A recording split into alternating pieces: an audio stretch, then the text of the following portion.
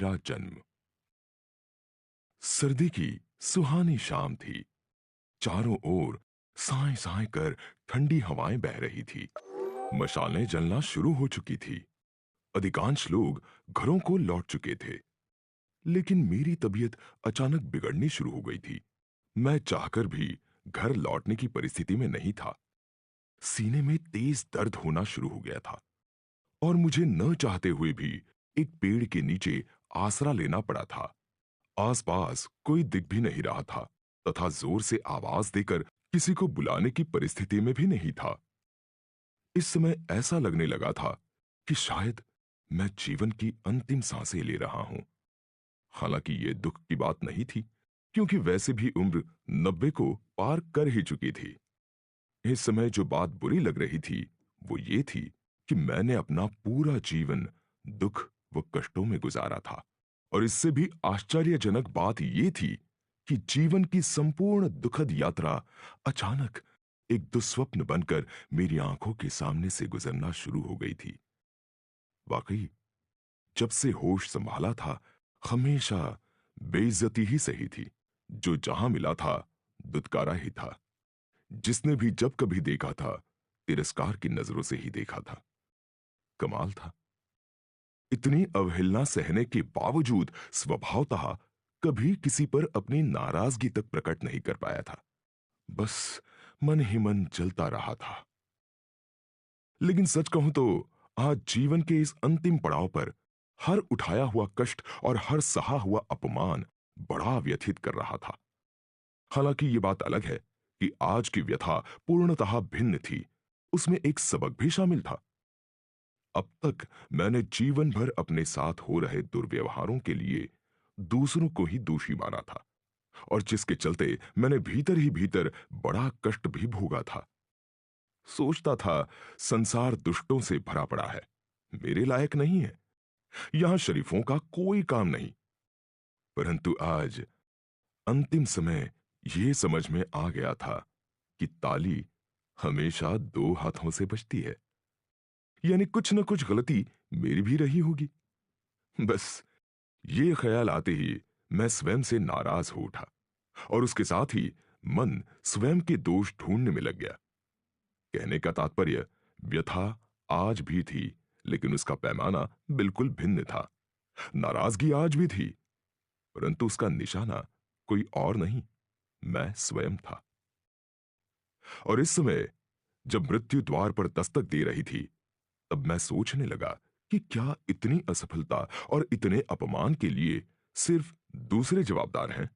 क्या मेरा अपना कोई दोष नहीं? कहीं मेरे होने का ढंग मेरी इन तमाम असफलताओं के लिए जवाबदार तो नहीं? निश्चित ही है, गलती मेरी ही थी, मेरे अपने व्यक्तित्व की थी। मैं था ही इतना बेवकूफ कि मुझे साधारण से साधारण बात भी समझ नहीं आती थी।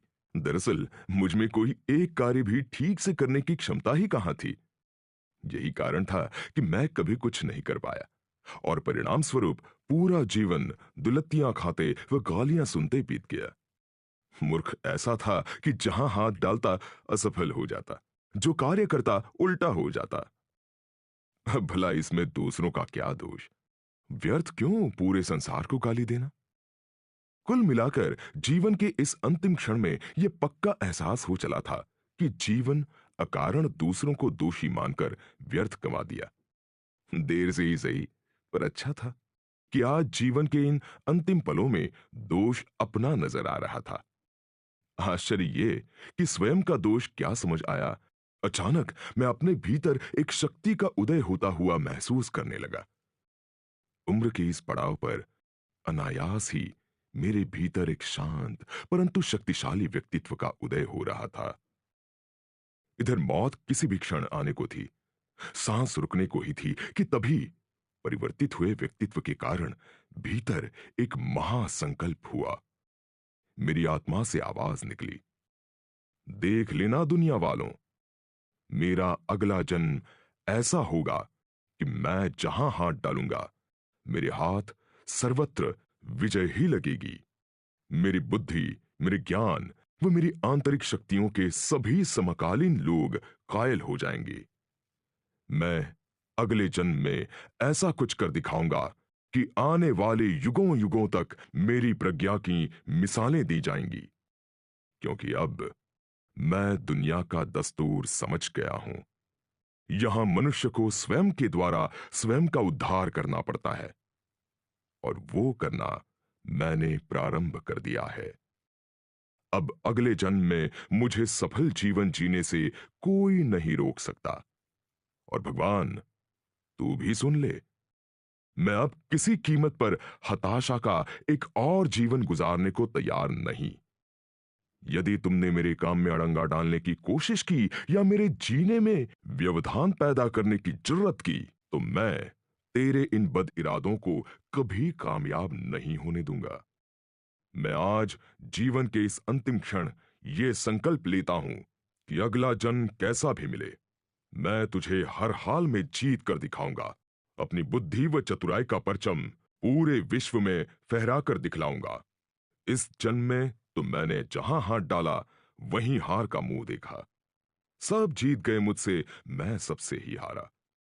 लेकिन ये निश्चित जान कि मेरा अगला जीवन एक यादगार विजय यात्रा होगी, चाहे तू सहयोग करे या ना करे। और तो और, यदि तुमने मेरे रास्ते में आने की कोशिश की तो ना सिर्फ तुझसे टकराऊंगा, बल्कि ये तय जान कि तुझे हराकर भी दिखाऊंगा। यहां संकल्प हुआ, वहां सांस गई। चलो, एक जिल्लत भरी जिंदगी से छुटकारा मिला। यूं भी दूसरों से शिकायत अपने मन की कमजोरी ही दर्शाता है। मजबूत मन परिस्थितियों से लड़ने का संकल्प लेता है। अच्छा था जो कम से कम अंतिम क्षण मेरा मन मजबूत हुआ था। इससे और कुछ नहीं तो अगला जन्म सुधरने के आसार तो बन ही गए थे। उधर मालूम नहीं कितने वर्षों तक मेरी आत्मा मेरे सूक्ष्म मन के साथ शून्य में लीन रही। शायद धरती के 400-500 वर्ष बीत गए होंगे। वहीं यदि शून्य के समय की बात करूं तो यहां के बमुश्किल 10 एक रोज बीते होंगे। दरअसल यहां समय ठहर सा जाता है, क्योंकि यहां मन शांत है और ऊपर से यहां शरीर का कोई बंधन भी नहीं है। अतः यहां समय चलता नहीं बल्कि उड़ता है। खैर, अचानक ऐसा लगा जैसे कोई गहरी नींद से मुझे जगाने की कोशिश कर रहा है। मैं चौंक कर जागा और जागते ही समझ गया, अब स्वर्ग सुख का समय समाप्त हुआ, अर्थात अगले जन्म की तैयारी हो चुकी है। फिर वही संसार, वही शरीर का बंधन, फिर वही मोह माया से भरा जीवन, और फिर वही दुखों का एक अंतहीन सिलसिला। तो इसका उपाय भी क्या है? यही जीवन की धारा है और इसे स्वीकारना ही रहा। लेकिन अभी सोचने वाली बात यह कि चैन से सोया था, संसार की चिंता छोड़कर। ये कौन मुझे पैदा करने को मचल उठा? जरा देखो तो। इस विचार के साथ ही अनायास मुझे धरती पर कुछ धुंधला धुंधला सा दिखाई देने लगा। अचानक मुझे धरती पर उड़ती हुई धूल नजर आने लगी। थोड़ा ध्यान से देखने की कोशिश की तो देखता हूं एक दौड़ता हुआ रथ और उस पर एक नई नवेली सजी धजी दुल्हन अपने पति के साथ प्रेम से विराजमान है। दोनों की उमंगें सातवें आसमान को छू रही हैं और एक विशालकाय व्यक्ति बड़े जोश से उनका रथ हाँक रहा है। इधर दृश्य साफ होने के साथ साथ मेरा होश ही नहीं, मेरी सजगता भी बढ़ती चली जा रही थी।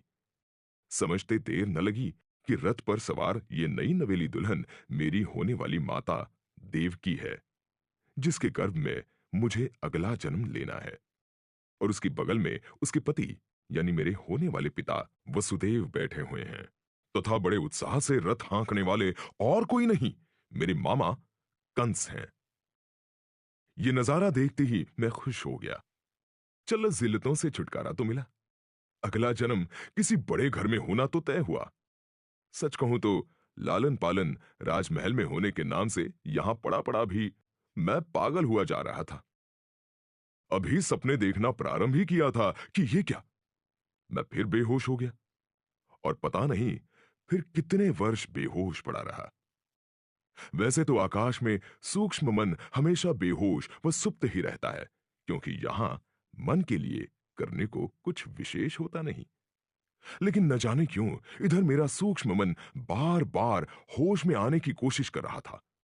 आखिरकार उसका ये प्रयत्न रंग लाया और मैं एक बार फिर होश में आ गया। होश में आते ही धरती पर एक विचित्र घटना दिखाई देने लगी। मथुरा के बाहर वीरान जंगल में एक घने पेड़ के नीचे संत नारद हाथ में वीणा लिए बैठे हुए थे। दूसरी तरफ 30-40 मथुरावासी हाथ जोड़े उन्हें अपना दुखड़ा सुना रहे थे। दरअसल वे सब मेरे मामा व मथुरा के राजा कंस के अत्याचारों की गाथा महर्षि नारद को सुना रहे थे। उनका कहना था कि कंस ने मथुरा वासियों का जीना दुश्वार कर रखा है, यहां तक कि उसने अपने पिता राजा उग्रसेन तक को नहीं बख्शा है। दुष्ट ने उन्हें भी कैद कर लिया है। यही नहीं, उसने अपने सैनिकों को मथुरा वासियों पर जुल्म करने के लिए खुला दौर दे रखा है और जिसके तहत उसके सिपाही जब चाहे दुकानों में लूटपाट मचाते हैं। और तो और कई बार तो घरों से बहू बेटियां तक उठाकर ले जाते हैं। मजा तो यह कि इतना होने पर भी किसी मथुरावासी की हिम्मत नहीं कि वो कंस के अत्याचारों का विरोध कर सके।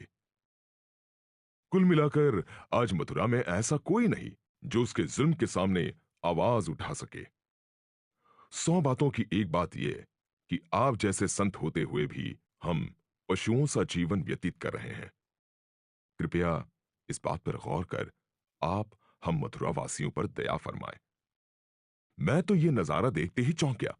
अरे, ये लोग तो महर्षि नारद को मेरे मामा कंस के विरुद्ध भड़का रहे हैं, यानी अपने ही राजा के खिलाफ महर्षि के कान भर रहे हैं। चलो यहां तक भी ठीक, पर ये तो नारद उनकी बातों में भी आ रहे हैं, व्यर्थ भावुक हुए जा रहे हैं। और ये तो हद हो गई। अब तो लोगों का दुखड़ा सुन क्रोधित भी हो उठे हैं। अजब प्रजा है, जिसका नमक खाती है उसी के खिलाफ जहर घोल रही है। छोड़ो, उनकी तो ठीक, परंतु इन संत महाराज को क्या हो गया है? कंस के अत्याचारों की गाथा सुनकर वे अपना आपा क्यों खो बैठे हैं? व्यर्थ क्यों क्रोध से लाल पीले हुए जा रहे हैं? अरे महाराज, पहले सत्य का पता लगाओ, अच्छे से जांच पड़ताल करो, फिर फैसला करो। लेकिन नहीं, वे तो सीधे ही कंस के खिलाफ जहर उगलने लगे। मारे क्रोध के चिल्ला पड़े, लगता है कंस पूरी तरह अहंकार के वश में हो गया है। राजा जिसे प्रजा का तारणहार होना चाहिए, यदि वही उल्टा प्रजा पर जुल्म करने लगे तो फिर ऐसे राजा का विनाश सर्वहित में है। अतः मैं कंस का सर्वनाश अवश्य करूंगा। मैं तो यह सुनते ही कांप उठा। मुझे अपने सपने चकनाचूर होते दिखाई देने लगे। ये बैठे बिठाए मुसीबत कहां से अटपकी? ये नारद जी को क्या हो गया? मैं मन ही मन उनसे निवेदन करने लगा, नारद जी, थोड़ा सब्र से काम लो। वो मेरे होने वाले मामा हैं। यदि आप उनका सर्वनाश कर देंगे तो भला मेरा जन्म राजमहल में कैसे होगा? लगता है बदनसीबी इस जन्म में भी मेरा पीछा नहीं छोड़ने वाली।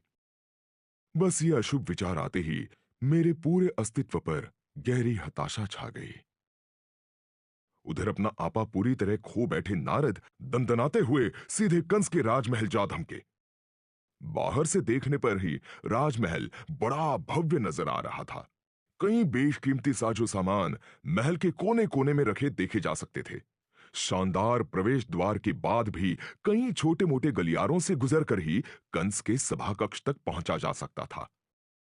मैं तो राजमहल की भव्यता में ही खो गया, लगा सपने देखने। अजीब दशा हो गई थी मेरी। एक तरफ जहां मन राजमहल में पैदा होने के सपने देख रहा था, तो वहीं दूसरी तरफ नारद के क्रोध से बनी बनाई बाजी बिगड़ने का डर सता रहा था। उधर कंस का दरबार भी इस समय खचाखच भरा हुआ था। वो स्वयं बड़े शान से एक ऊंचे सिंहासन पर विराजमान था और खुशी की बात यह थी कि सभी उसके रुआब तले दबे नजर आ रहे थे, यानी आसानी से उन पर कोई आंच आए ऐसा नहीं जान पड़ रहा था। अच्छा था, पर अभी तो इधर नारद का क्रोधित स्वरूप देखते हुए कोई भी द्वारपाल या प्रहरी उन्हें रोकने की हिम्मत नहीं कर पाया। परिणाम स्वरूप दंदनाते हुए नारद ने सीधे सभागृह में प्रवेश किया।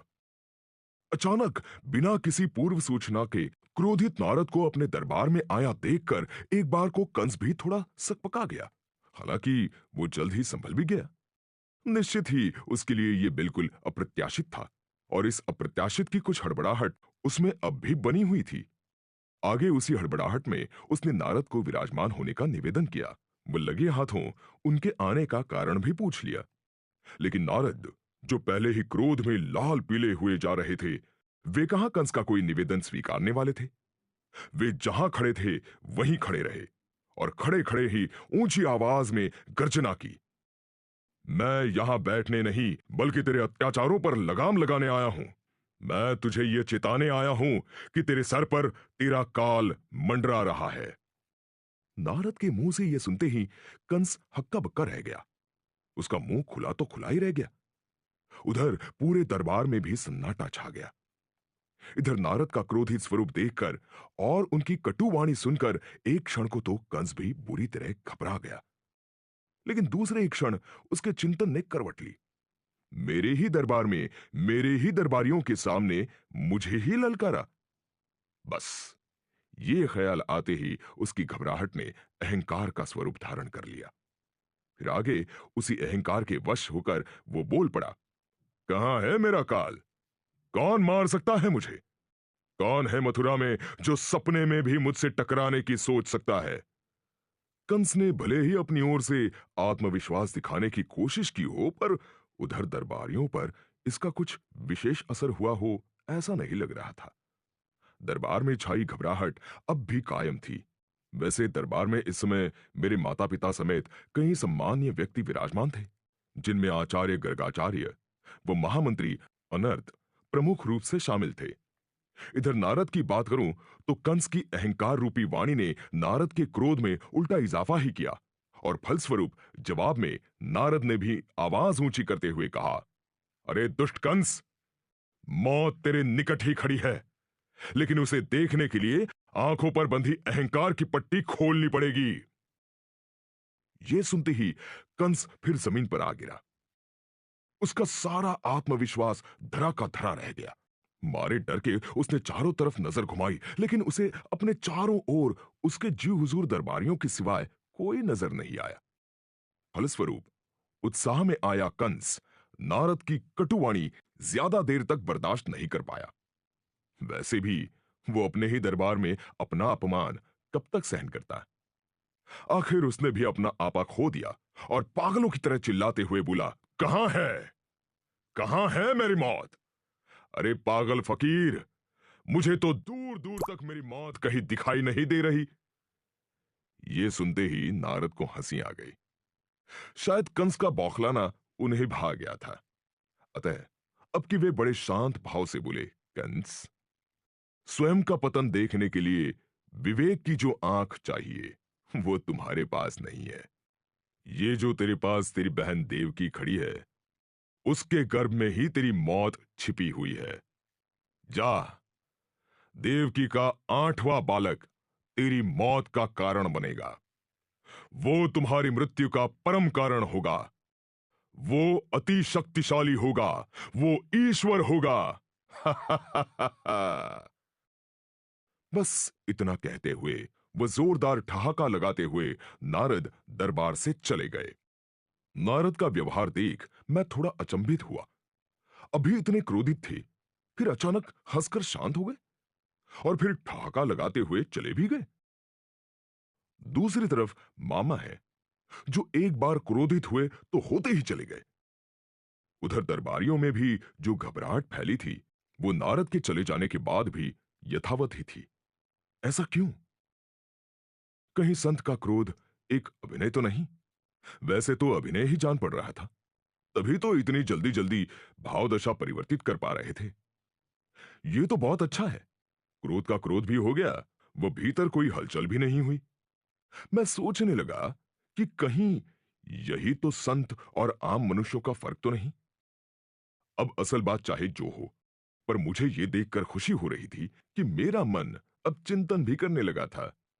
चलो, इसी बहाने मेरे मन का विकास तो प्रारंभ हुआ।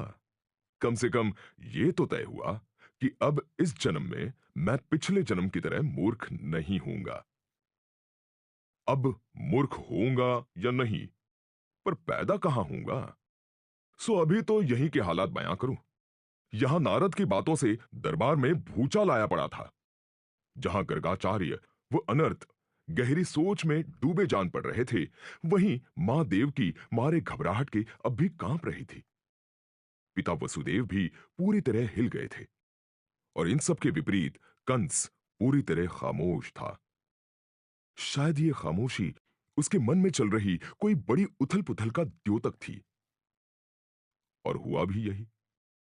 नारद की बात ने कंस का मानसिक संतुलन पूरी तरह से बिगाड़ कर रख दिया। अचानक कंस को क्या हुआ कि वो पागलों की तरह चिल्लाया, आठवां बच्चा, देवकी का गर्भ, मेरी मौत, पहला, दूसरा, तीसरा, चौथा, पांचवा, छठा, सातवां और आठवां। अरे मूर्ख नारद, मैं अभी देवकी का ही वध किए देता हूं। ना रहेगा गर्भ, ना होगा बच्चा, ना रहेगा बांस, ना बजेगी बांसुरी। और इतना कहते कहते तो उसने तलवार ही निकाल ली। ये देखते ही वसुदेव, गर्गाचार्य और अनर्थ के तो होश ही उड़ गए। बेचारी देवकी तो सूखे पत्तों की तरह कांपने लगी, और देखते ही देखते पूरे दरबार में भय व आतंक का माहौल छा गया। कहने की जरूरत नहीं कि सबसे बुरा हाल मेरे पिता वसुदेव का था। आखिर देवकी उनकी पत्नी थी। अभी अभी तो देवकी से उनकी शादी हुई थी, साथ में हसीन जीवन जीने के कितने सपने देखे होंगे। ऐसे में उसके ही भाई द्वारा अपनी पत्नी की ऐसी क्रूर हत्या का विचार वे कैसे सह सकते थे। अब सह सकें या नहीं, पर यह तय था कि कंस के वर्तमान पागलपन को देखते हुए उसका खुला विरोध नहीं किया जा सकता था, क्योंकि इससे मामला और बिचकने का ही डर था। तो दूसरी तरफ अपनी प्यारी पत्नी को इस तरह मरते भी नहीं देखा जा सकता था, यानी बचाने का कोई प्रयत्न तो करना ही था। वसुदेव सचमुच बड़ी उलझन में फंस गए थे, और आखिर जब कुछ न सूझा तो किसी तरह हिम्मत कर अत्यंत दबी जुबान में वसुदेव ने कंस से विनती की, आप एक परम शक्तिशाली राजा हैं और देवकी आपकी लाडली बहन है। आपने अभी कुछ ही दिन पहले बड़े उत्साह से उसके विवाह का रथ हाँका था। फिर भी आश्चर्य है कि आप अपनी इतनी चहेती बहन की हत्या एक बच्चे के डर से करना चाहते हैं। सभी जानते हैं कि नारद तो दर दर भटकने वाला एक आवारा साधु है। यदि उसकी बातों में आकर आपने भयवश अपनी बहन का वध किया, तो हो सकता है इससे आपकी पूरी कीर्ति धूल में मिल जाए। यह भी हो सकता है कि इससे आपकी शक्तियों की चर्चा पर भी हमेशा के लिए पूर्ण विराम लग जाए। कहीं ऐसा ना हो आपका यश भी जाता रहे और ऊपर से बहन हत्या का पाप भी लग जाए। अब भले ही वसुदेव अपनी ओर से स्थिति संभालने की कोशिश कर रहे थे, माना उन्होंने बात भी अच्छे से ही रखी थी, फिर भी इधर मेरी हालत तो अब भी गंभीर ही बनी हुई थी। बमुश्किल एक राज परिवार का गर्भ मिल रहा था। क्या अब उसकी भी हत्या हो जाएगी? और वो हत्या भी मेरे ही मामा द्वारा होगी। हालांकि मामा के इस विचार मात्र से इतना तो समझ आ ही गया था कि मथुरावासी नारद से जो शिकायत कर रहे थे वो गलत तो नहीं ही होगी। मामा के लक्षण तो कुछ ऐसे ही दिखाई दे रहे थे। अब अपनी ही बहन को मारने पर उतारू हो गए हैं, भला दुष्टता का इससे बड़ा सबूत और कहां मिलेगा? चलो ये सब भी छोड़ो, मेरी बात करूं तो कहां तो मैं राजसी ठाट बाट के सपने देख रहा था, और कहां मेरा जन्म ही अधर में लटक गया था। फलस्वरूप उदासी मेरे पूरे अस्तित्व पर छा गई थी, और मन वो तो निराशा के घने बादलों में हिचकोले खाने लग गया था। हालांकि ये उदासी ज्यादा देर तक टिक नहीं पाई, क्योंकि अब मैं कोई पुराना थोड़े ही बचा था जो एक ही झटके में हार स्वीकार लूं। अब तो मैं अपनी रक्षा हेतु हर संघर्ष के लिए तैयार था। अतः बिगड़ी बाजी संवारने हेतु मैंने एक बार फिर अपना पुराना संकल्प दोहराया। मैं अपने इस जन्म की हर हाल में रक्षा करूंगा, चाहे उसके लिए मुझे कुदरत की मर्जी से ही क्यों न टकराना पड़े। ये क्या, संकल्प दोहराते ही उसने अपना रंग दिखाना शुरू किया। तात्कालिक परिस्थितियों ने करवट लेनी शुरू कर दी। हालांकि वसुदेव की बात सुनकर दरबार में छाई खामोशी अब भी बरकरार थी, लेकिन खुशखबरी यह थी कि कंस का क्रोध कुछ कम हुआ जान पड़ रहा था। साथ ही वो लगातार गौर से वसुदेव की ओर ऐसे देख रहा था मानो कुछ समझने की कोशिश कर रहा हो। वहीं बीच बीच में वो तिरछी निगाहों से देवकी को भी निहार लिया करता था। आखिर देवकी उसकी लाडली बहन थी और मुझे तो उसका बहन प्रेम जागा भी नजर आ रहा था। कांपती देवकी को बार बार देखने से उसका मन थोड़ा द्रवित हुआ जान पड़ रहा था। इधर मैं ही नहीं, घबराए हुए दरबारी भी कंस के हर हाव भाव पर नजर बनाए ही हुए थे। हालांकि अभी किसी भी निष्कर्ष पर पहुंचना जल्दबाजी होगी, क्योंकि कंस की खामोशी अब भी बरकरार थी। यूं भी एक मजे हुए राजा के मन में चल रहे विचार उसके हाव भाव से समझ पाना इतना आसान नहीं होता, और यहां तो और भी मुश्किल था, खासकर ये देखते हुए कि तलवार उसके हाथ में अब भी यथावत थी। हाँ, ये अलग बात थी कि किसी गहरे चिंतन में खोए होने के कारण तलवार उसके हाथ में जम सी गई थी। यानी हाल फिलहाल वो उसका तात्कालिक उपयोग कर ले, ऐसा नहीं जान पड़ रहा था। चलो, ये सब तो कंस की बात हुई। उधर कंस को किसी हद तक अपने चक्कर में फंसा देख वसुदेव की हिम्मत और खुली जान पड़ रही थी। यूं भी पासा सही पड़े तो हिम्मत आ ही जाती है। बस इसी हिम्मत के सहारे उन्होंने अपनी बात आगे बढ़ाते हुए कंस से बड़ी विनम्रता पूर्वक कहा, मेरे मन में एक योजना ने जन्म लिया है। यदि आपकी आज्ञा हो तो निवेदन करूं।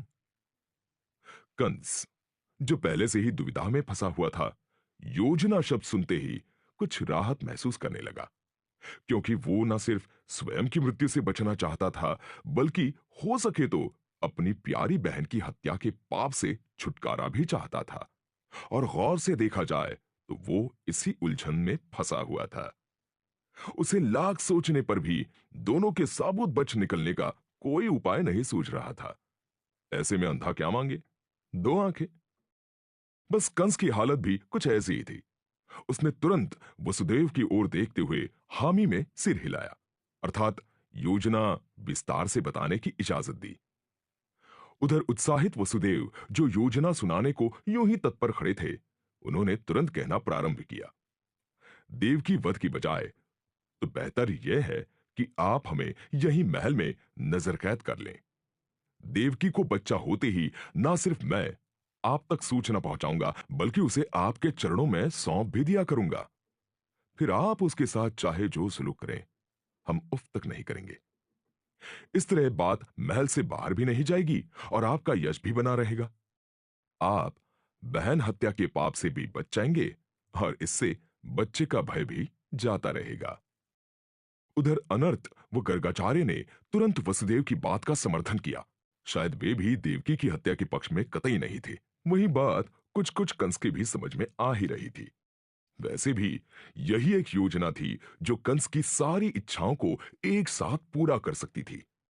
कुल मिलाकर आगे कंस को उस पर लंबे चिंतन की आवश्यकता नहीं पड़ी। बस कुछ देर के सोच विचार के बाद ही वो उस पर राजी हो गया। राजी होते ही काफी कुछ निश्चित भी हो गया, और निश्चिंतता क्या आई, उसका क्रोध तिरोहित हो गया। तत्पश्चात वह वसुदेव व देवकी दोनों को संबोधित करता हुआ बोला, ठीक है, मैं तुम्हारी बात मान लेता हूं, और उसके तहत आज से ही तुम दोनों मेरी नजर कैद में रहोगे। यह सुनते ही माता पिता समेत पूरे दरबार ने राहत की सांस ली, और मुझे कितनी राहत मिली इसका तो आप अंदाजा ही नहीं लगा सकते। इससे कम से कम मेरा राजघराने में जन्म तो तय हो गया। हालांकि ये मेरी बात हुई।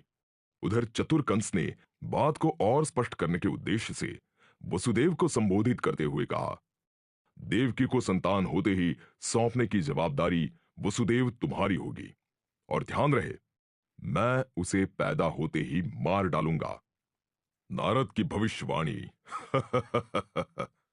कंस की मौत।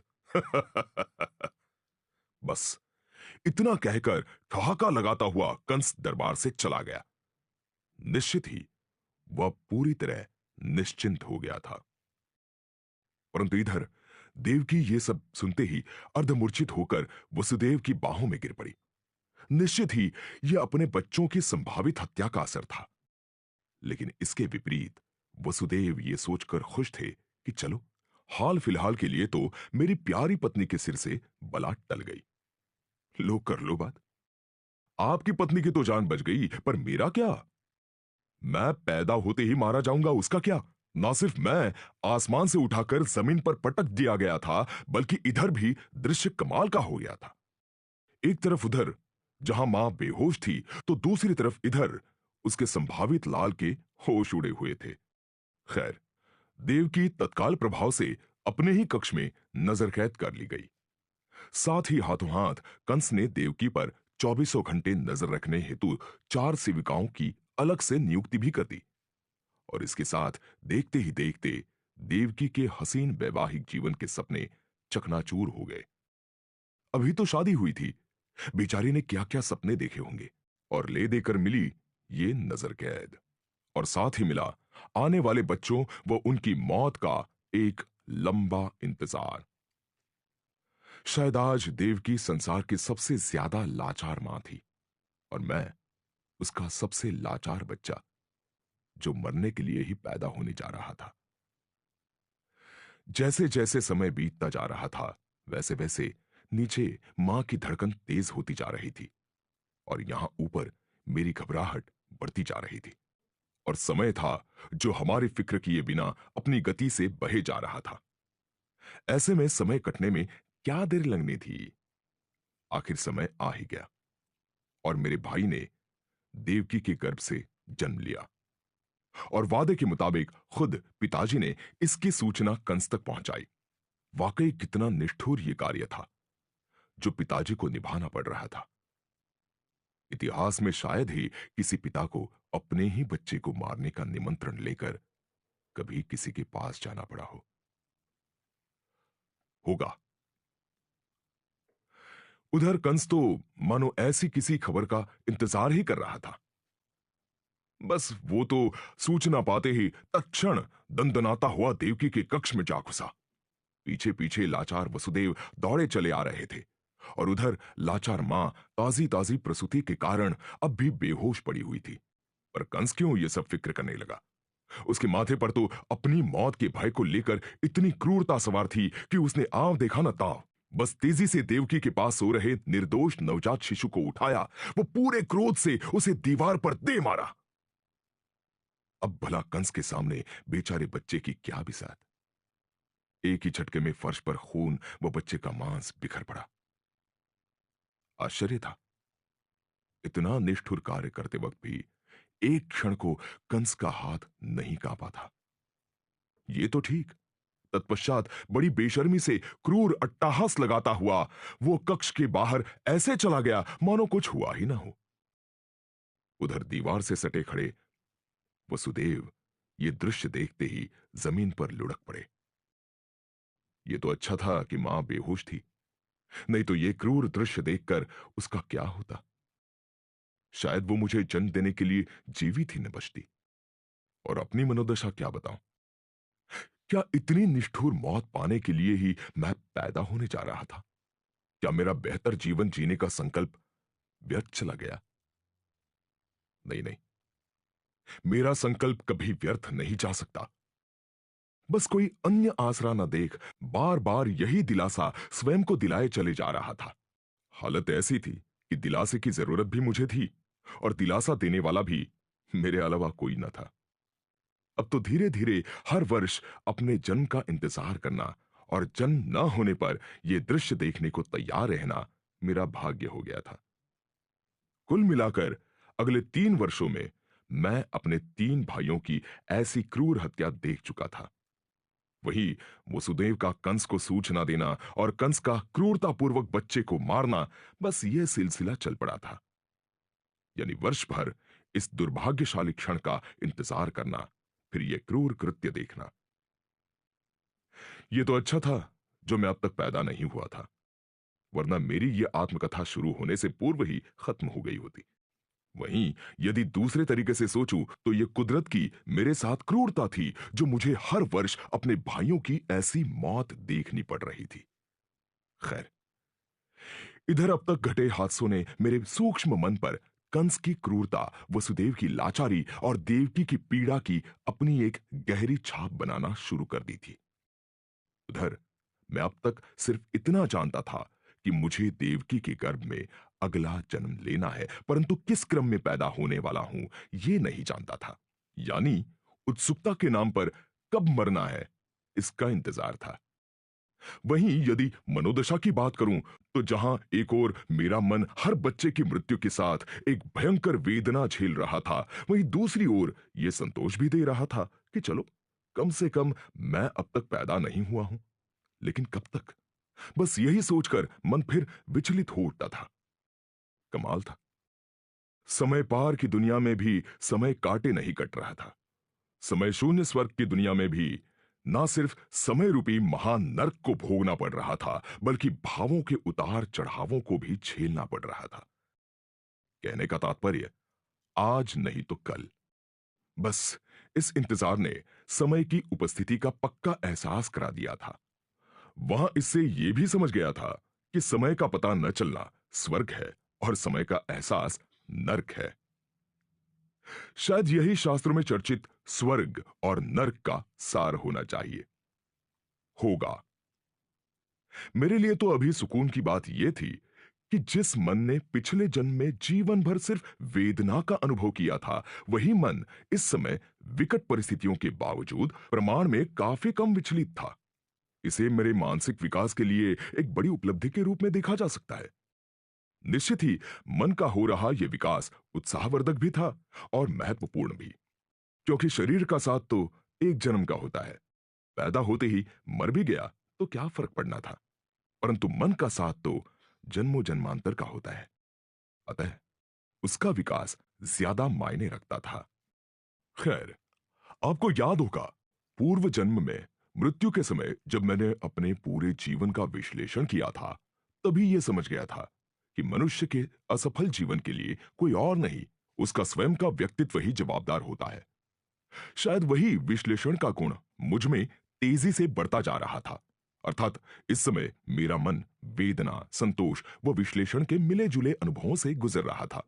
लेकिन दुर्भाग्य से मृत्यु के समय उजागर हुए संकल्प का कहीं कोई पता न था। चलो, संकल्प न सही, विश्लेषक ही सही। सो कुछ नहीं तो समय काटने हेतु विश्लेषक के तौर पर अब तक की घटनाओं का विश्लेषण ही कर लिया जाए। और अब तक की घटनाओं के विश्लेषण से यह तो समझ आ ही गया था कि दुख, चिंता, व्यथा, भय आदि सब कुछ समय ही है, क्योंकि मैंने माता पिता के दुख को समय के साथ कम या ज्यादा होते देखा था, और साथ ही मैंने समय के साथ कंस के क्रोध को भी ऊपर नीचे होते देखा था। यदि यह सत्य है तो फिर मैं व्यर्थ चिंता क्यों करूं? हो सकता है मेरी वर्तमान व्यथा भी समय से ज्यादा कुछ न हो, और यदि ऐसा ही है तो फिर सारी चिंताएं समय पर क्यों ना छोड़ दी जाए। लो, ये विचार आते ही ना सिर्फ मेरी व्यथा विलुप्त हो गई, बल्कि समय की बात समय पर छोड़ते ही आश्चर्यजनक रूप से मन में आत्मविश्वास जैसे महत्वपूर्ण गुण का उदय भी होने लगा। उस पर खुशखबरी ये कि यहां मेरा आत्मविश्वास बढ़ा, वहां कंस की मनोदशा में फर्क आने लगा।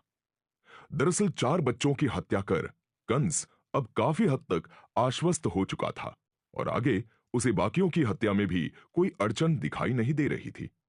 बस खुद के आश्वस्त होते ही उसे एक बार फिर अपनी प्यारी बहन देवकी का ख्याल आया। एक तो बहन का ये हाल देख भीतर ही भीतर वो व्यथित तो हो ही रहा था, वहीं दूसरी ओर उसे अब वसुदेव की नियत या उसकी सुझाई योजना पर भी रत्ती भर शंका नहीं बची थी। अतः वो कोई ऐसा मार्ग खोजने के चक्कर में था जहां से सांप भी मर जाए और लाठी भी ना टूटे, यानी उसका काल भी मर जाए, वो देवकी को अतिरिक्त पीड़ा भी न उठानी पड़े। अब उत्तम विचार हो तो उत्तम योजना को जन्म लेने में क्या देर। योजना हाजिर हो गई।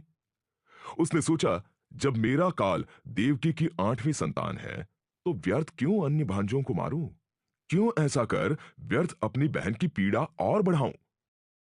उधर जब कंस ने अपने इस शुभ विचार से आचार्य गर्गाचार्य जी को अवगत कराया तो आचार्य जी मारे खुशी के उछल पड़े। उन्होंने कंस के इस विचार को अति शुभ और योग्य बताया। इधर मामा का यह शुभ विचार सुनकर स्वाभाविक तौर पर यह भांजा भी काफी खुश हुआ। चलो, मेरे बचने का कोई मार्ग तो खुला। आज मार्ग खुला है तो कल बच भी जाएंगे। अब वो तो वक्त ही बताएगा। पर अभी तो इधर मेरी विश्लेषण क्षमता दिन ब दिन बढ़ती चली जा रही थी, और उसी की बदौलत मुझे यह एहसास होने लगा था कि मेरे अंदर घटते बढ़ते आत्मविश्वास से कंस की मनोदशा का कोई न कोई ताल्लुक अवश्य होना चाहिए। मेरे पास इसका पक्का सबूत भी था, क्योंकि जब भी मेरा आत्मविश्वास बढ़ता था, मेरे बचने का कोई न कोई मार्ग निकल ही आता था। वहीं दूसरी तरफ जैसे ही मेरा आत्मविश्वास घटता था, तत्क्षण कंस रूपी मौत सर पे मंडराने लगती थी। इसका अर्थ तो यह हुआ कि दो मनुष्यों की मनोदशाओं में कुछ न कुछ संपर्क सूत्र अवश्य होना चाहिए, और यदि ऐसा है तो कहीं न कहीं मनुष्य की आपसी मनोदशा का उनके भविष्य से कुछ न कुछ ताल्लुक भी अवश्य होना चाहिए। तभी तो देखो ना, कंस ने तुरंत अपने इस शुभ विचार पर अमल भी कर दिया। तत्काल प्रभाव से उसने मां पर लगाया कड़ा पहरा हटा दिया। हालांकि उसकी नजर कैद अब भी जारी थी, पर अच्छी बात यह थी कि लोगों के आने जाने पर लगा प्रतिबंध हटा दिया गया था। यह वाकई अच्छा हुआ था। इससे और कुछ नहीं तो कम से कम इस बहाने वो किसी के साथ अपना दुख तो बांट सकती थी। चलो, ये तो देवकी की बात हुई, पर इधर मुझे अपने विश्लेषक मन की बदौलत एक बड़ा आश्चर्यजनक सबक भी सीखने को मिल रहा था। कहने को तो कंस अपनी बहन को बहुत प्यार करता था, फिर भी मानवीय फितरतों की तारीफ तो करनी ही होगी कि बावजूद इसके वो कितनी आसानी से उसकी 4 संतानों का वध कर पाया था। शायद मनुष्य का प्यार तब तक ही होता है जब तक उसकी अपनी जान पर नहीं बनाती है। खैर, अभी जो मेरी जान पर बनी हुई है, पहले उसकी चर्चा कर लूं। यहां सावधानीवश कंस ने मां पर भले ही पहरा जारी रखा था, पर पिताजी पर अब कोई पहरा न था। यानी वे अब पूर्ण रूपेण स्वतंत्र थे। उनके राजमहल ही नहीं, मथुरा के बाहर आने जाने पर भी कोई प्रतिबंध न था। बात भी साफ थी, जिसे गर्भ होना था वह अब भी नजर कैद में ही थी। कहने की जरूरत नहीं कि कंस के इस एक कदम से पूरे परिवार ने राहत की सांस ली थी। कह रहा हूं ना कि हमारी मनोदशा का हमारे भविष्य से सीधा ताल्लुक है। हालांकि उधर अभी सांत्वना के कुछ पल ही गुजरे थे कि एक दिन अचानक कहीं से महर्षि नारद फिर मथुरा आ धमके। शायद वे कंस व मथुरा वासियों पर अपनी भविष्यवाणी का असर देखने आए थे। लेकिन उनके मथुरा आगमन के साथ ही न जाने क्यों मेरी धड़कन तेज हो गई थी। मन में डर लगने लगा कि कहीं ये फिर जमा जमाया खेल न बिगाड़ दे। वैसे भी ये संभव ही था, क्योंकि ये सारी हलचल उन्हीं की पैदा की हुई थी। खैर, वे आते ही मथुरा का हालचाल जानने सीधे गर्गाचार्य के पास गए। जब उन्होंने नारद को बताया कि कंस अब तक देवकी की 4 संतानों को मार चुका है, तो यह सुनकर नारद बहुत प्रसन्न हुए। उनकी इस प्रसन्नता ने मेरे मन में घबराहट फैला दी। वो तो फैलनी ही थी, क्योंकि बात ही मेरी समझ के बाहर हो गई थी। सच कहूं तो मुझे उनकी इस अल्हड़ता पर बड़ा क्रोध भी आया। ये तो ठीक, पर जब गर्गाचार्य जी ने उन्हें आगे बताते हुए कहा कि कंस ने अब अपना इरादा बदल दिया है और उसने आगे सिर्फ देवकी के 8वें शिशु का वध करना तय किया है, तो ये सुनते ही प्रसन्न नारद अचानक उदास हो गए। यहां तक भी ठीक, पर तत्क्षण उनके चेहरे पर चिंता की एक लकीर उभर आई। ये तो हद हो गई। मैं जो पहले ही नारद की प्रसन्नता का कारण नहीं समझ पा रहा था, उनके चेहरे पर उभरी चिंता ने मुझे और बड़ी दुविधा में डाल दिया। क्योंकि जिस खबर से किसी संत को प्रसन्न होना चाहिए था, उससे वे दुखी हो रहे थे, और जिस बात से संत हृदय को पीड़ा होनी चाहिए थी, उससे वे प्रसन्न हो उठे थे। उनका तो सारा गणित ही उल्टा था। सच कहूं तो मुझे तो ये आदमी ही उल्टी खोपड़ी का दिखाई दे रहा था। जब से आया था, मेरे और मेरे परिवार के जीवन में सब उलट पुलट करके रख दिया था। अब नारद क्या थे और क्या चाहते थे, ये तो मैं नहीं समझ पा रहा था। लेकिन एक बात तय थी कि उनके इस व्यवहार से मेरा आत्मविश्वास पूरी तरह डगमगा गया था। होगा, मेरे हाथ में था ही क्या सिवाय कंस व नारद के बीच चल रहे तमाशे देखने के। सो वही देख रहा था। यहां उस तमाशे की अगली कड़ी के रूप में गर्गाचार्य की बात सुनते ही चिंतित नारद दंदनाते हुए सीधे कंस के राजमहल जा पहुंचे।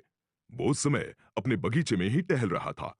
निश्चित ही कंस इस समय आश्वस्त मनोदशा में जी रहा था, और उधर नारद को कंस की ये निश्चिंतता भांपते देर न लगी। वहीं दूसरी ओर पूरे शिष्टाचार से नारद का अभिवादन कर कंस ने भी अपने आश्वस्त मानस का सबूत दे ही दिया था। उधर नारद को यह सब देख गहरा आघात लगा जान पड़ रहा था। वे एक गहरी सोच में डूबे हुए साफ दिखाई दे रहे थे। स्पष्ट लग रहा था कि वे कंस से काफी कुछ कहना चाहते हैं, परंतु कैसे कहें ये नहीं समझ पा रहे हैं।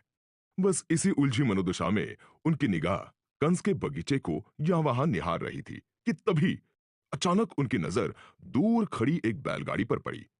बैलगाड़ी देखते ही नारद के चेहरे पर चमक आ गई। शायद उन्हें बात शुरू करने का सिरा मिल गया था।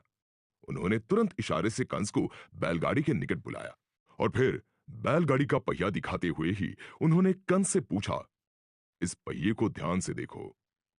क्या तुम इस चक्र में पहली लकड़ी कौन सी है और आठवीं कौन सी, ये बता सकते हो? कंस गौर से पहिए को देखने लगा। काफी देर तक पहिए को घूरने के बाद भी जब उसकी ये तो नहीं मालूम, पर इस समय पिताजी के विशाल कुटुंब व नारद की भविष्यवाणी के तालमेल ने मुझे बड़ा सहारा दिया। मैं तो वैसे ही अपना खोया आत्मविश्वास वापस प्राप्त करने में लगा हुआ था, और आप तो जानते ही हैं कि एक टूटे हुए व्यक्ति को ईश्वर का सहारा जल्दी रास आ जाता है। सो मैं भी स्वयं में यही विश्वास जगाने लगा, हां, मैं ईश्वर हूं। ईश्वर ही क्यों, मैं तो ईश्वरों का भी ईश्वर हूं, क्योंकि ईश्वर की मर्जी तो मुझे मारने में ही है, जबकि मैं तो उसकी मर्जी के खिलाफ जाकर भी जीना चाहता हूं, और वो भी साधारण जीवन नहीं, अपितु सफलताओं से भरा जीवन। तो फिर ईश्वरों का ईश्वर हुए बगैर यह संभव ही कहां? अब ईश्वर की नियत तो शुरू से ही मेरे बाबत ठीक नहीं। वो तो मुझे भेज ही मरने के लिए रहा है। ऐसे में मैं उसके भरोसे और कैसे जी सकता हूं, वरना वो तो मुझे मौत के मुंह में समाकर ही दम लेगा। नहीं, नहीं, मैं अपना ईश्वर खुद बनूंगा। यानी मन अचानक बड़े विचारों व संकल्पों से भरने लगा। खैर, चाहे जो हो, शायद ईश्वर एक ऐसा शब्द है जिसका ख्याल आते ही मन हजारों दिशाओं में दौड़ने लगता है। लेकिन एक बात अच्छी थी कि दौड़ दौड़ कर भी मेरा मन अंत में स्वयं में ही स्थिर हो रहा था। इससे मुझे यह समझ में आ गया कि अपने जीवन का ईश्वर स्वयं बने बगैर मेरा उद्धार नहीं।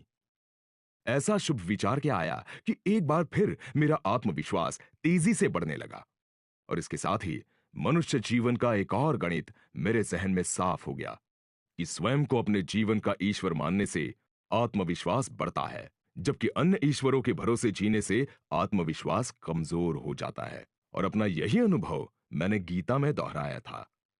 आपको याद होगा, जब अर्जुन बार बार शास्त्रों और वेदों की दुहाई दे रहा था, तब मैंने उसे अपना यही अनुभव तो सुनाया था कि हजारों तरह की वाणी सुनकर विचलित हुई तेरी बुद्धि जब एक परमात्मा में भली भांति स्थिर हो जाएगी, यानी तेरी अपनी आत्मा में स्थित हो जाएगी, तब तो स्वतः ही सुने हुए व सुनने में आए सारे वचनों से मुक्त हो जाएगा। और हां, यह भी तो कहा था कि याद रख अर्जुन, मेरा भक्त यानी सिर्फ अपनी अंतरात्मा में ईश्वर खोजने वाला भक्त कभी नष्ट नहीं होता। होगा।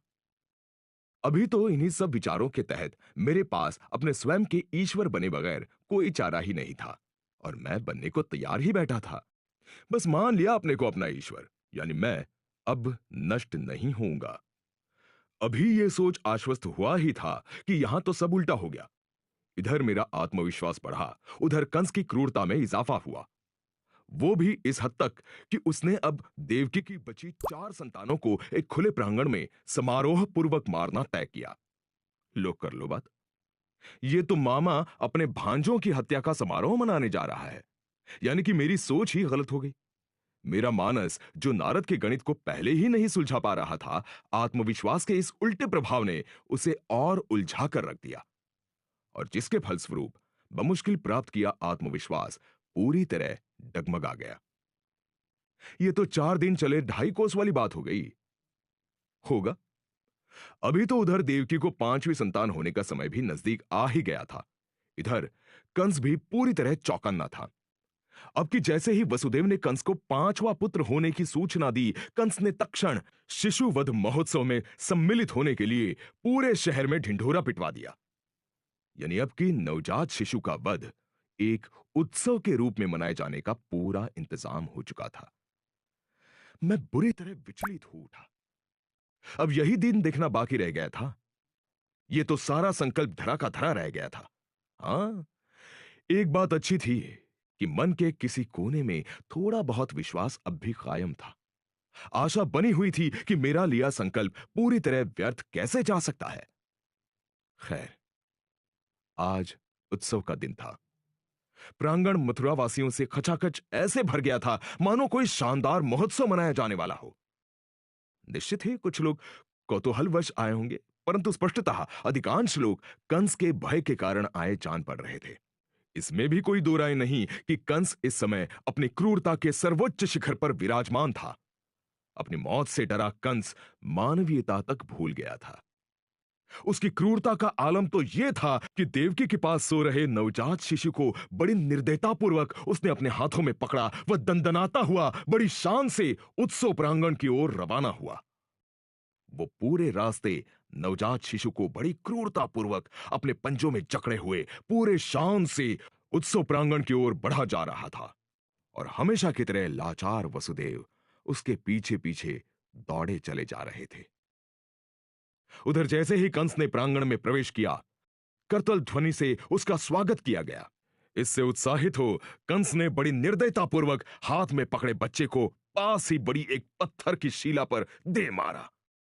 शिला पर खून बह निकला। वो तत्काल मांस के लोचे चारों ओर बिखर गए। देखते ही देखते उस नवजात शिशु के प्राण पखेरु उड़ गए। इधर कंस का कार्य समाप्त हुआ तो उधर मथुरा वासियों के लिए एक तमाशा खत्म हुआ। वहीं दूसरी तरफ देखते ही देखते एक मां ने अपना बच्चा खो दिया। खैर, अपने भाई का इतना भयानक अंत देखकर मेरा मन बुरी तरह कांप उठा। इसका नहीं कांप उठेगा? क्या एक नवजात शिशु की हत्या इतनी निर्दयतापूर्वक भी की जा सकती है? वो भी उसके अपने सगे मामा द्वारा? मेरे तो कुछ समझ में आना ही बंद हो गया था। और फिर असली सवाल यह था कि अपने निर्दोष भांजों की निर्मम हत्या कर कंस पा क्या रहा था? मौत से छुटकारा? नहीं, वो तो आज नहीं तो कल आनी ही है। तो फिर आखिर वो ऐसा क्यों कर रहा है? कहीं संसार कुछ पाने की लालच में या कुछ खोने के भय से हो रहे अत्याचारों का जोर तो नहीं होगा? अभी तो संसार में जाने वो जीवित बचने के ही लाले पड़े हुए हैं। ऐसे में इतनी लंबी सोच के क्या फायदे? इधर फिर देवकी को छठी संतान हुई, और फिर कंस उसी तरह निर्दयतापूर्वक उसको पकड़कर प्रांगण में ले गया। फिर उसका वहां करतल ध्वनियों से स्वागत हुआ, और फिर उसने निर्ममतापूर्वक उसकी हत्या कर डाली। अब मरने वाला तो मर ही रहा था, लेकिन यहां शून्य में पड़ा मैं भी चैन से ना तो जी पा रहा था और ना ही पैदा होकर छूट पा रहा था। कुल मिलाकर एक के बाद एक भाइयों की मृत्यु देखना मेरा भाग्य हो गया था। ना मेरा आत्मविश्वास कोई काम आ रहा था, और ना ही मेरा संकल्प ही अपना कोई रंग दिखा पा रहा था। लेकिन कहते हैं ना कि समय हमेशा एक सा नहीं रहता। यही हुआ। अब की समय ने एक नई ही अंगड़ाई ली। देवकी की सातवें संतान के रूप में एक पुत्री ने जन्म लिया। मैं खुश हुआ, शायद वो बच जाए। हो सकता है मामा को अपनी भांजी पर तरस आ जाए, सोचे भांजी से क्या खतरा। लेकिन नहीं, कंस नारद की आगाही से ऐसा भयभीत हुआ पड़ा था कि वैसा ही शानदार समारोह आयोजित कर उसने क्रूरतापूर्वक मेरी बहन की भी हत्या कर दी। यह दृश्य देखकर मेरा तो हृदय ही बैठ गया। खैर, अब यह तो तय हो ही चुका था कि देवकी की आठवीं संतान मैं ही हूं। वो मैं ही हूं जिसके कारण कंस ने 7 मासूमों की जान ली थी। दूसरी तरफ यह भी सच था कि मुझ मासूम का हश्र भी उनसे कुछ भिन्न होता हुआ नजर नहीं आ रहा था। यह सोच मैं उदास हुआ ही था कि अचानक एक नए ही चिंतन में डूब गया। जब देवकी की आठवीं संतान मैं ही था, तो फिर नारद ने व्यर्थ क्यों बाकी 7 को मरवाया? और यदि मुझे भी पैदा होते ही मरना है, तब तो नारद ने 8 की हत्या व्यर्थ करवाई। क्या नारद की देवकी से कोई शत्रुता थी, या मजाक ही मजाक में उसने सबको मरवा डाला था? लेकिन भला कोई बैठे बिठाए ऐसा मजाक क्यों करेगा? अर्थात जरूर इसके पीछे कोई राज होगा जो मेरी समझ में नहीं आ रहा है। पता नहीं क्यों अचानक मेरे मन में नारद के प्रति विश्वास जागने लगा। हालांकि इस विश्वास का मेरे पास कोई ठोस कारण नहीं था। तो क्या? वैसे भी विश्वास के कोई ठोस कारण होते भी नहीं है। सो 100 बातों की एक सुखद बात यह थी कि कहीं ना कहीं मेरे भीतर यह विश्वास जागा था कि नारद की बात में कुछ ना कुछ तथ्य अवश्य होना चाहिए। और यदि ऐसा है तो नारद के कहे अनुसार मेरा हश्र मेरे बाकी भाई बहनों जैसा कभी नहीं होगा। तो क्या मैं सचमुच बच निकलूंगा? शायद हां। मेरा विश्वास क्या लौटा, एक खुशखबरी ने तत्क्षण दस्तक दी। निश्चित ही खुशखबरी मथुरा से तो होने से रही। जी हां, वो मुझे पहली नजर में पसंद आए गांव गोकुल से थी, जहां मेरे एक और भाई ने जन्म लिया था। दरअसल वसुदेव को रोहिणी से बलराम नामक एक पुत्र हुआ था। खुशखबरी ये कि चिंता की कोई बात नहीं थी, क्योंकि वो पूरी तरह सुरक्षित था। सीधी बात है, उस पर नारद की भविष्यवाणी की तलवार थोड़ी लटक रही थी। कहने का तात्पर्य, देवकी के बच्चों को छोड़कर पिताजी की अन्य संतानों पर कहीं कोई खतरा न था। ऐसे में स्वाभाविक तौर पर बहन की मौत से व्यथित हुआ मेरा मन बड़े भैया को जीवित देखकर बड़ी राहत महसूस करने लगा। और निश्चित ही ये राहत इस समय मेरे वर्तमान मानस के लिए एक बड़ा सहारा थी। इधर देखते ही देखते इसका एक सकारात्मक परिणाम भी आया। जाने क्या हुआ कि अचानक मन पूरी तरह भयमुक्त हो गया। और मन के भयमुक्त होते ही आत्मविश्वास अपने सर्वोच्च शिखर पर जा बैठा। इधर आत्मविश्वास क्या लौटा, विश्लेषक मन भी पूरी तरह सक्रिय हो गया। मौका पाकर उसने भी एक गहरी डुबकी लगाते हुए वर्षों से उलझी नारद के गणित की गुत्थी सुलझा ली। अब नारद का चक्कर पूरी तरह मेरी समझ में आ गया था। मेरा अंदेशा ठीक निकला था। नारद परम ज्ञानी थे। उन्होंने सचमुच बड़ा ऊंचा दांव खेला था। वैसे दांव तो गुत्थी सुलझाकर मैंने भी कोई छोटा नहीं खेला था। इधर गुत्थी क्या सुलझी, गर्व नामक एक नए भाव से मेरी मुलाकात हुई। जी हां, अचानक स्वयं के चिंतन पर गर्व करने लगा। खैर, पहले नारद के चलाए चक्कर की चर्चा कर ली जाए तो उसका गणित साफ था। वे कंस के अत्याचारों पर लगाम तो लगाना चाहते थे, परंतु उनकी दुविधा यह थी कि कंस के सामने कोई टिक सके या उसे ठिकाने लगा सके, ऐसा उस समय उनको मथुरा में कोई नजर नहीं आ रहा था। अतः इस कार्य के लिए उनको किसी शक्तिशाली के जन्म लेने की आवश्यकता महसूस हुई। नारद, जो कि अदृश्य जगत के गणित के एक पक्के गणक थे, उन्होंने तत्क्षण एक शक्तिमान बच्चे के जन्म का पूरा गणित अपने अंतर में जमा लिया। और फिर देवकी की 8वीं संतान तेरा काल होगी कहकर हाथों हाथ उन्होंने उस शक्तिशाली बालक को जन्म भी दे दिया। यही नहीं, साथ ही लगे हाथों ईश्वर कहकर उसे आत्मविश्वास की शक्ति भी प्रदान कर दी। वहीं उनके इस गणित में दूसरी गौर करने लायक बात यह थी कि कंस का वर्तमान अहंकार इतना मजबूत नहीं था कि उसे तुरंत तोड़ा जा सके। अतः नारद चाहते थे कि कंस देवकी के 7 बच्चों की हत्या करे, जिससे उसके वर्तमान अहंकार में कुछ बढ़ोतरी हो। और शायद इसीलिए उन्होंने पहले, दूसरे या 5वें छठे को नहीं, 8वें को उसका काल कहा।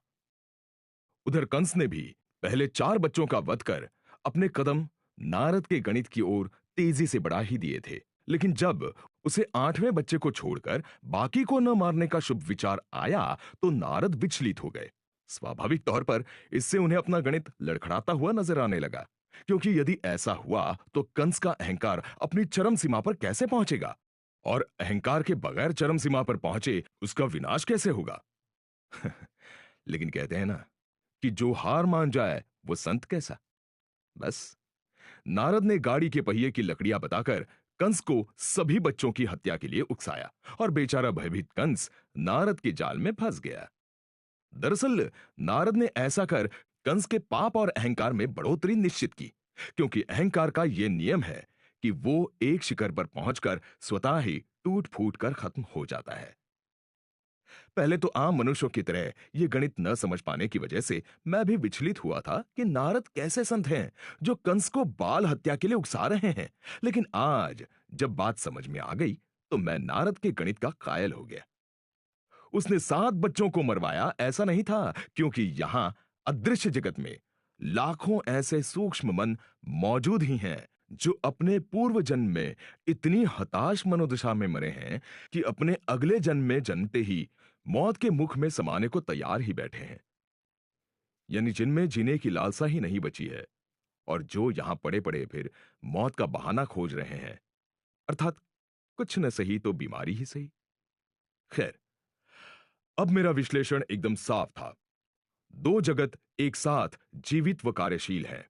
एक दृश्यमान जगत, जहां ये सारी घटनाएं दृश्यमान हो रही है, व दूसरा मन और उसके कंपनों का अदृश्य जगत, जो मनुष्य के भीतर भावों व विचारों के रूप में निरंतर प्रकट हो रहा है। और दरअसल ये दृश्य जगत, जहां ये सारी घटनाएं घट रही हैं, वो तो परिणाम मात्र है, जिसके तमाम कारण मनुष्य के मन रूपी अदृश्य जगत से उत्पन्न हो रहे हैं। सचमुच आज मेरी विश्लेषण क्षमता ने नारद का गणित समझकर बड़ी ऊंची छलांग लगाई थी। साफ था, यहां लाखों मन ऐसे ही किसी जन का इंतजार कर रहे होते हैं, जो पैदा होते ही मौत के मुंह में समाकर अपने पूर्व जन्म की हताशा से छुटकारा पाना चाहते हैं, ताकि एक नई आशा के साथ अपना अगला जन्म प्रारंभ कर सकें। नारद ने तो बस ऐसे 7 सूक्ष्म मन को राह दिखाई थी, अतः उन पर बाल हत्या का इल्जाम लगाया ही नहीं जा सकता है। वहीं दूसरी ओर अब यहां मुझे भी अदृश्य जगत का गणित समझने के बाद भाइयों की मौत का दुख पालने का कोई कारण नहीं बचा था। मेरे हिसाब से तो नारद ये भी जानते थे कि नवजात शिशुओं की क्रूर हत्या से भीतर ही भीतर मथुरा वासियों में कंस के प्रति क्रोध अवश्य बढ़ेगा, और जो आज नहीं तो कल उनके गणित का सहायक सिद्ध होगा। और तो और, अब तो 8वें को ईश्वर कहने के पीछे भी मुझे तो उनका गणित ही नजर आ रहा था, ताकि उस बालक से सबकी उम्मीदें जागे व जिसके चलते हो सकता है उसे बचाने के चक्र भी गतिमान हो जाए। अर्थात अब तक जो कुछ भी घटा, वो पूरा कमाल नारद के शब्दों का था। बाकी सब, यानी मेरे संभावित माता पिता, भाई बहन और कंस तक, सब उस गणित के उपकरण मात्र थे। यहां तक कि मेरे मन के उतार चढ़ाव भी नारद के उसी गणित को आभारी थे। मेरा तो यहां तक मानना है कि नारद ये भी जानते थे कि कोई न कोई पूर्व जन्म में तगड़ा संकल्प लेकर मरा ही होगा, और उसका सूक्ष्म मन भी पैदा होने का इंतजार कर ही रहा होगा। ऐसे में वो निश्चित ही अपने 7 भाई बहनों की मृत्यु देखकर और अपने माता पिता की वेदना जानकर पैदा होने से पूर्व ही ज्ञान व शक्ति की नई ऊंचाइयां छूना प्रारंभ कर देगा। और यही हुआ। एकमात्र संकल्प के गुणों वाला मेरा मन अब एक अच्छा विश्लेषक भी हो चुका था। आत्मविश्वास की भी अब कहीं कोई कमी नजर नहीं आ रही थी। वहीं अब तो धीरे धीरे वो गणितज्ञ भी होता जा रहा था। अर्थात जन्म लेने से पूर्व ही मेरे मन का चौतरफा विकास प्रारंभ हो गया था। वाकई एक पूर्व जन्म के संकल्प और नारद के गणित ने मुझे क्या से क्या बना दिया था। एक तरीके से तो कहा जा सकता है कि मेरे महान होने की नींव तो नारद के गणित ने मेरे जन्म से पहले ही डाल दी थी। अर्थात वसुदेव और देवकी तो सिर्फ मेरे शरीर के माता पिता थे। मेरे मन के वास्तविक माता पिता तो मेरे पूर्व जन्म में लिए संकल्प और नारद के गणित को ही कहा जाना चाहिए। खैर, वो सब तो ठीक है, पर इधर जैसा कि मेरा विचार था और जो नारद का गणित था, मथुरा में घटनाएं भी उसी हिसाब से घटनी प्रारंभ हो गई थी। यही नहीं, अब तो धीरे धीरे मेरा मन भी स्वयं को कंस का संहारक मानने लगा था। कहने का तात्पर्य, मन को अब न सिर्फ यह विश्वास हो चला था कि मैं कंस के क्रूर इरादों से बच निकलूंगा, बल्कि वक्त के साथ इतना बड़ा भी हो जाऊंगा कि उसका संहारक बन बैठूंगा। और इसी संदर्भ में मेरे लिए एक खुशखबरी भी थी। मथुरा में कंस के इस संभावित संहारक को बचाने के चक्र गतिमान भी हो गए थे। जैसे जैसे 8वें के पैदा होने का समय नजदीक आता जा रहा था, वैसे वैसे वसुदेव समेत कईयों के कानों में नारद की आवाज गूंजने लगी थी कि देवकी की 8वीं संतान कंस का विनाशक होगी। और इसका एक सुखद परिणाम यह आया कि वसुदेव के मन में मुझे बचाने की इच्छा जागृत हुई। अब वसुदेव कोई साधारण मनुष्य तो थे नहीं। राजमहल से उनके बड़े करीबी रिश्ते थे, और इस वजह से स्वाभाविक तौर पर वे राजमहल के सभी लोगों से अच्छी तरह परिचित थे। वहीं उन्हें यह अंदेशा था ही कि महामंत्री अनर्थ व आचार्य गर्गाचार्य जी भी मन ही मन कंस से नाराज हैं। साथ ही वे ये भी जानते थे कि बगैर इन प्रभावशाली व्यक्तियों को अपने साथ मिलाए अपनी 8वीं संतान को बचा पाना असंभव है। बस यही सब सोचते हुए वसुदेव ने हिम्मत कर अपनी 8वीं संतान को बचाने की इच्छा उन दोनों के समक्ष जाहिर की। निश्चित ही कंस के विरुद्ध बगावत का बिगुल बजाकर उन्होंने बड़ा हिम्मत का काम किया था। इधर हिम्मत क्या करी कि समय ने भी पलटा खाया। हुआ ये कि नारद की भविष्यवाणी अनर्थ व गर्गाचार्य के मन में अब भी पूरी तरह ताजा थी और भीतर ही भीतर वे कंस से नाराज भी थे ही। अतः उन्हें तो ऐसा लगा मानो वसुदेव ने उनके दिल की बात कह दी हो। परिणाम ये आया कि बगैर किसी विशेष विचार विमर्श के तीनों ने मिलकर 8वें बच्चे को बचाने के हर संभव प्रयास करना तय कर लिया। ये ही नहीं, फिर तो तीनों ने तत्काल प्रभाव से अपने अपने हिसाब से योजना पर विचार करना भी प्रारंभ कर दिया। उधर बदले हुए हालात से वसुदेव काफी उत्साहित हो उठे थे। निश्चित ही इस उत्साह के पीछे का प्रमुख कारण अनर्थ व गर्गाचार्य जी का उनके साथ होना था। और जहां तक मेरा सवाल है, मेरी तो बात ही मत पूछो। मैं तो मारे खुशी के शून्य में ही उछल पड़ा था। विश्वास ही नहीं हो रहा था कि सचमुच मुझे बचाने की कोशिशें प्रारंभ हो गई है। अब विश्वास हो या ना हो, पर हकीकत यही थी कि मेरी फिक्र करने वाला अब मैं अकेला नहीं बचा था। बताइए, भला ऐसे में कौन खुश नहीं होगा? मैं नहीं मानता कि शून्य में लीन किसी सूक्ष्म मन ने कभी ऐसी खुशी का अनुभव किया होगा। खुशी ही क्यों, मुझ जैसी वेदना भी कहां किसी ने झेली होगी। वैसे तो मेरे सहे भावों के उतार चढ़ाव भी यहां शून्य में किसे कब नसीब हुए होंगे। ऐसे देखा जाए तो शून्य में लीन किस मन के व्यक्तित्व का यहीं पड़े पड़े इतना चौतरफा विकास हुआ होगा। यानी मैं हर दृष्टि से अद्वितीय होने की दौड़ में लग गया था। ऐसे में सोचना लाजमी ही था कि कहीं सचमुच नारद ने जाने अनजाने मेरे अद्वितीय होने की नींव तो नहीं डाल दी थी। लेकिन मेरी ये खुशी कहूं या गलतफहमी ज्यादा देर टिक नहीं पाई। पिताजी को अचानक क्या सूझी कि वे गोकुल चले गए। मैं उदास हो गया। अरे, मथुरा में कितने काम पड़े हैं, भला यह भी कोई समय है गोकुल जाने का। फिर सोचा, शायद वे इस समय झेल रहे मानसिक त्रास को कुछ हल्का करने हेतु अपनी प्यारी पत्नी रोहिणी से मिलने गए होंगे। आखिर उनका अपना भी तो कोई जीवन है कि नहीं। कहने का तात्पर्य, फैली घबराहट के बावजूद मैंने अपनी सोच की सकारात्मकता बनाए रखी। उधर गोकुल में कमाल हो गया। वसुदेव जी के वहां जाने का भी एक सकारात्मक परिणाम आया। वहां मुझे बचाने का एक नया वो अनोखा तरीका उभर कर सामने आया। हुआ ये कि वहां उन्हें पता चला कि नंद की पत्नी यशोदा भी गर्भवती है और करीब 4 माह बाद यशोदा को प्रसूति के आसार हैं। वसुदेव जिनका चिंतन दिन रात अपनी 8वीं संतान को बचाने में लगा हुआ था, यह सुनते ही तत्क्षण उनके दिमाग में एक योजना ने जन्म भी ले लिया। हालांकि योजना ऐसी थी जिसे नंद जी से कहना आसान नहीं था, फिर भी कहना तो था ही। शायद इसलिए भी कि सवाल सिर्फ अपने पुत्र को बचाने का ही नहीं, बल्कि कंस के संभावित संहारक को इस धरती पर लाने का भी था। आखिर वसुदेव जी ने मन कड़ा कर वो बड़े भरे मन से नंद जी को नारद की भविष्यवाणी तथा उनके 7 संतानों की हुई मौत की याद ताजा करवाई। नंद जी तो वैसे ही जब से ये सब घट रहा था, वसुदेव जी के प्रति हमदर्दी से भरे पड़े थे। बस इस हमदर्दी के सहारे ही हिम्मत कर वसुदेव जी ने नंद जी से निवेदन किया कि यदि वे अपना बच्चा बदलने को राजी हो जाएं, तो उन्हें नारद के कहे अनुसार कंस के संहारक को बचा पाने का पुण्य भी मिल सकता है और उसे पालने का अद्भुत मौका भी नसीब हो सकता है। वसुदेव जी का गणित साफ था। नंद जी की पत्नी यशोदा को प्रसूति करीब 4 माह बाद अपेक्षित थी और मेरा जन्म भी करीब करीब उसी दरमियान संभावित था। उनकी योजना ये थी कि यदि बच्चे ही बदल दिए जाएं तो मुझे बचाने की सूरत निकल सकती है। लेकिन मामले की पेचीदगी ये थी कि इसके लिए नंद जी को अपने बच्चे की कुर्बानी देनी पड़े, ऐसा था। यानी सौदा तो जान के बदले जान का ही संभव था। खैर, उधर स्वाभाविक तौर पर नंद जी एक बार को तो प्रस्ताव सुनते ही बुरी तरह चौंक गए थे।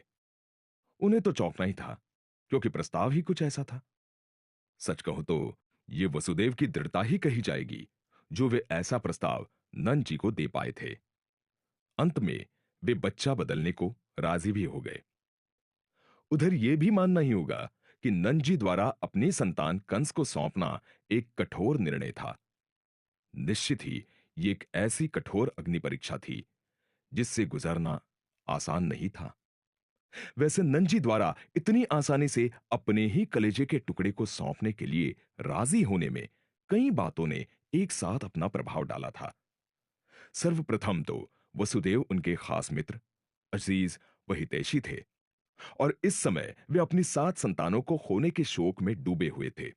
दूसरा, संतान खोकर भी संतान तो उन्हें मिल ही रही थी और फिर नंद जी भी कंस की दुष्टता पर लगाम लगाना तो चाहते ही थे। अतः शायद एक अच्छे नागरिक की तरह ये कुर्बानी देकर वे अपना फर्ज अदा कर रहे थे। और सबसे बड़ी बात यह कि इस बहाने उन्हें कंस के भावी संहारक और एक अद्भुत बालक को पालने का मौका भी मिल रहा था। यानी कुल मिलाकर नंद जी के राजी होने में एक नहीं अनेक बातों ने अपना प्रभाव छोड़ा था। शायद नंद जी के राजी होने में महामंत्री व आचार्य जी के योजना में शामिल होने ने भी अपनी महत्वपूर्ण भूमिका निभाई होगी, क्योंकि निश्चित ही राजभवन के प्रमुख स्तंभों का योजना में शामिल होना हर दृष्टिकोण से एक आश्वासन की बात तो थी ही। खैर, जब बच्चे बदलने पर रजामंदी हो गई तो सबसे पहले यह तय किया गया कि यशोदा व देवकी को इस बारे में कुछ भी नहीं बताया जाएगा। उनका मानना था कि ऐसी बातें महिलाओं को बताने से योजना की गुप्तता पर बुरा असर पड़ सकता है। यही नहीं, अब तो वसुदेव इतने उत्साहित हो उठे थे कि देखते ही देखते उन्होंने योजना को अंतिम रूप भी दे दिया। योजना अनुसार नंद जी को यशोदा को लेकर प्रसूति के लिए मथुरा आना था और जहां उन्हें ठहराने की व्यवस्था वसुदेव जी की जिम्मेदारी थी, तथा इसके आगे की सारी जिम्मेदारी अनर्थ व गर्गाचार्य के मजबूत कंधों को उठानी थी। यानी योजना के साथ साथ कार्यों का विभाजन भी स्पष्ट रूपेण हो चुका था। हालांकि एक और यहां मुझे बचाने की कवायद तेज हुई थी, तो वहां कंस भी सोया हुआ नहीं था।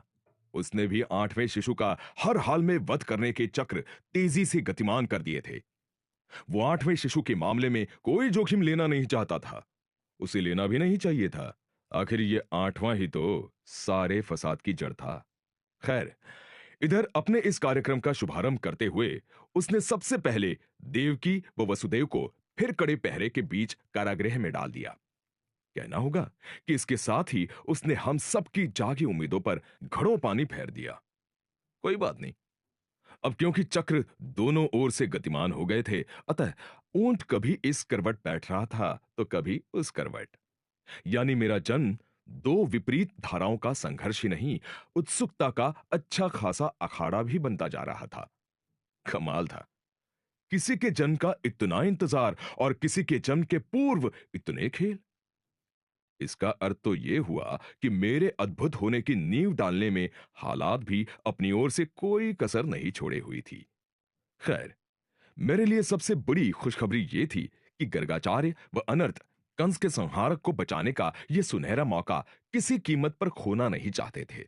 इतना सब कुछ घट जाने के बावजूद वे मुझे बचाने हेतु दृढ़ संकल्पित नजर आ रहे थे।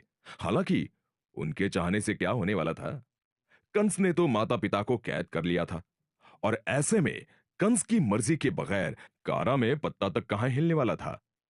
खासकर यह देखते हुए कि कारागृह राजमहल के तहखाने में ही मौजूद था। ऊपर से कंस का आतंक व कारा के दीवार की ऊंचाई सामान्य से कहीं ज्यादा होना अपने आप में एक बहुत बड़ी बाधा थी। वहीं एक और बात गौर करने लायक थी। बड़े बड़े खंभों से घिरी इस कारा के 2 द्वार थे। एक द्वार ऊपर राजमहल की ओर जाता था तो दूसरा बाहर यमुना की ओर खुलता था। यानी कंस को दोनों द्वार पर चौकन्ना रहना जरूरी था और इस दृष्टि से देखा जाए तो बहुत कुछ किया ही जा सकता था। आखिर वे दोनों यानी गर्गाचार्य व अनर्थ बहुत बड़े ओहदे पर विराजमान थे। वहीं दूसरी तरफ देखा जाए तो प्रभावशाली व्यक्ति होते हुए भी उन दोनों तक के लिए आगे के कार्य पार पाड़ना एक कठिनतम चुनौती थी, क्योंकि कंस की कड़ी सुरक्षा व्यवस्था में छेद करना उनके लिए भी अंधेरे में गढ़ जीतने की कल्पना करने जैसा ही था। कुल मिलाकर बाजी दोनों तरफ बराबर बिछी हुई थी। अतः मन कभी बचने की उम्मीद से प्रफुल्लित हो उठता था तो कभी निराशा के घने बादलों से घिर जाता था। खैर, यह तो मेरे बचने बचाने की बात हुई। उधर दुखद बात यह थी कि कारा में माता पिता के लिए परिस्थिति अत्यंत विकट हो गई थी, क्योंकि उन्हें जिस कारा में डाला गया था वो एकदम अंधियारा कारा था। यहां तक कि उसके एक भी खिड़की या द्वार बाहर खुले आकाश की ओर नहीं खुलते थे। सो बेचारे देवकी वसुदेव खुला आकाश देखने को ही तरस गए थे। ये कम था तो वहां उनके पास बातचीत करने को भी कोई न था। ये सब देख स्वाभाविक रूप से मुझे काफी दुख हो रहा था। आखिर मेरे मां बाप को इतने कष्टदायक दिन मेरी खातिर ही तो व्यतीत करने पड़ रहे थे। उस पर जुल्म ये कि ये सारा कष्ट वे सह रहे थे अपने होने वाली 8वीं संतान को अपने ही हाथों मौत रूपी कंस को सौंपने के लिए। शायद ही संसार के किसी मां बाप ने इस पैमाने की पीड़ा कभी सही होगी। अब किसी और ने सही हो या नहीं, पर इधर मेरे पास यह तमाशा देखने के अलावा दूसरा कोई चारा नहीं था। मुझे तो अपने जन्म का और उसके परिणाम का इंतजार करना ही था। यानी बात समय की ही थी, और जिसे समय पर छोड़ना ही बेहतर था। देखा आपने, अचानक मेरे भीतर एक दृष्टा का उदय होने लगा, अर्थात जो कुछ भी